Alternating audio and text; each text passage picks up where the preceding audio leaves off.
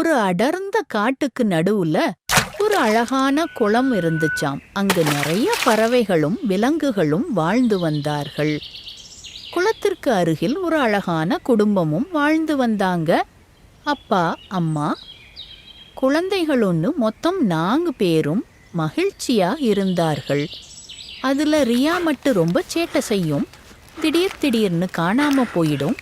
அப்போ ரியாவை காணாம அம்மா, வர்ஷா 2 பேரும் தேடுவாங்க. அப்போ ரியா மரத்துக்கு பின்னாடி ஒளிஞ்சிருந்து வருவாள். ஒரு நாள் அம்மா தனது குழந்தைகளான வர்ஷா ரியாவுக்கு நீச்சல் கத்து கொடுத்தாள்.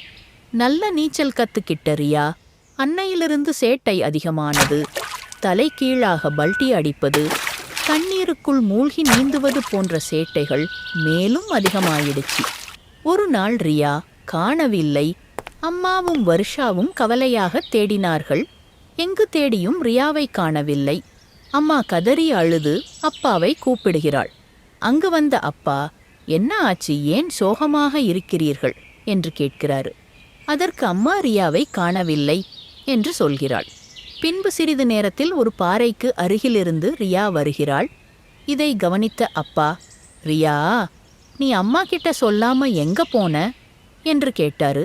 அதற்கு ரியா, என் நண்பர்களை பார்க்க போனேன் என்று சொன்னாள். அதற்கு அப்பா, ரியா, நீ எங்கும் தனியாக போகாதே, உன்னை யாராவது தூக்கி சென்று விடுவார்கள். நீ அக்கா மாதிரி சொல் பேச்ச கேட்டு நல்ல பிள்ளையாக நடக்க வேண்டும் என்று அப்பா சொல்லுகிறார். அதற்கு ரியா, சரி அப்பா, இனிமே அப்படி பண்ண மாட்டேன் என்று தலையை ஆட்டி சென்று விடுகிறாள். மற்றொரு நாள் ரியா அம்மாவிடம் சொல்லாமல் தனது நண்பர்களை பார்க்க சென்று விட்டாள். இதை கவனித்துவிட்ட அம்மா ரியாவிற்கு ஒரு நல்ல பாடம் கத்துக் கொடுக்கணும்னு நினைத்தாள். அதற்கு ஒரு திட்டம் தீட்டினாள். அப்போ ரியா வரும் சத்தம் கேட்டு அம்மா, அப்பா, வர்ஷா 3 பேரும் குளத்தில் அருகில் மறைந்து கொண்டார்கள். வீட்டிற்கு வந்த ரியா வீட்டில் யாரு இல்லாததைக் கண்டு ரியா பயந்து விட்டாள். என்ன செய்வது என்று தெரியாமல் அம்மா, அப்பா என்று அழுது கொண்டே கூப்பிட்டாள். சிறிது நேரம் கழித்து அப்பா, அம்மா, வர்ஷா வந்தார்கள். அதை பார்த்த ரியா ஓடிப்போய், என்னை விட்டுவிட்டு எங்கே சென்றீர்கள், நான் பயந்திட்டேன் என்று அழுது கொண்டே சொன்னாள். அதற்கு அம்மா, நீ காணாம போகும்போது எங்களுக்கும் அது மாதிரிதானே இருக்கும் என்று அன்பாக சொன்னாள்.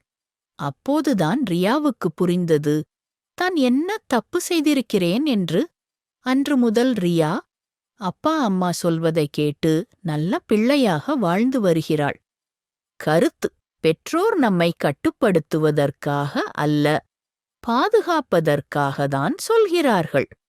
நம்மை பற்றியும் நம் நலனையும் அவர்கள் நன்கே அறிவார்கள். நன்றி, வணக்கம்.